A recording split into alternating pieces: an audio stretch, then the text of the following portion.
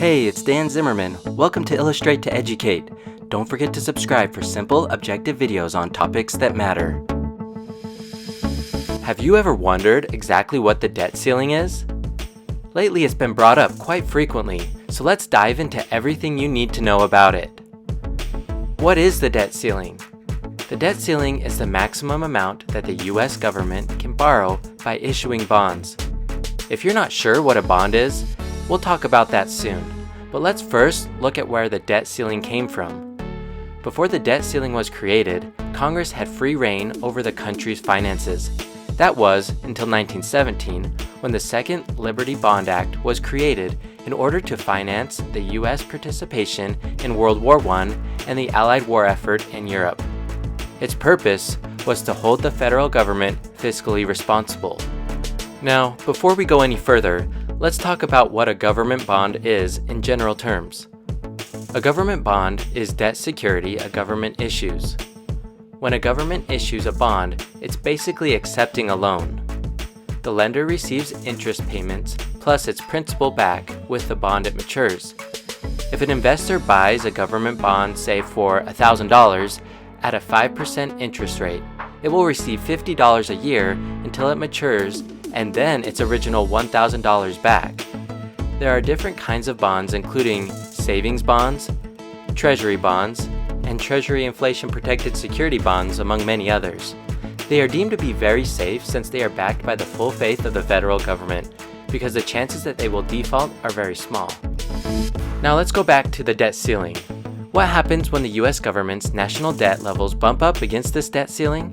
The Treasury Department must resort to extraordinary measures to pay government obligations and expenditures until the ceiling is raised again.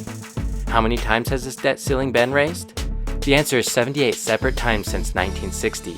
But keep in mind that the debt ceiling has been altered to continue funding government programs and also to avoid the possibility of default by failing to pay interest payments to bondholders.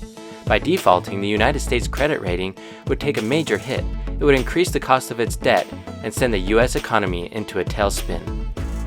The current national debt is about $28.4 trillion. On September 30th of this year, President Joe Biden signed a stopgap funding bill to avert a U.S. government shutdown and extend government funding through December 3rd. On October 7th, after a partisan standoff, the Senate voted in favor of a $480 billion increase in the debt ceiling, which is expected to postpone default until December 3rd.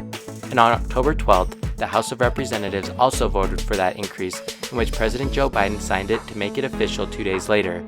This would permit the national debt to reach about $28.8 trillion. So what's the point of this debt ceiling anyway? What are its advantages and disadvantages?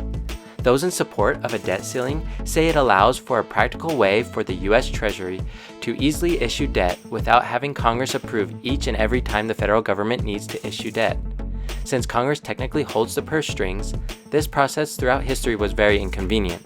With a debt ceiling, the boundaries are in place for a more efficient monetary approval process. Those against the debt ceiling point to the amount of times it has been adjusted, raising the questions about its effectiveness. The U.S. has also reached record high levels of debt over time and continues to trend in that direction.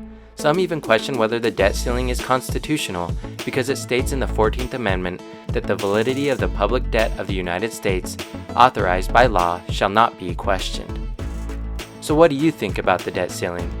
Please be sure to comment down below, and don't forget to like the video, and if you haven't already, please subscribe to Illustrate to Educate for more simple and objective videos on topics that matter.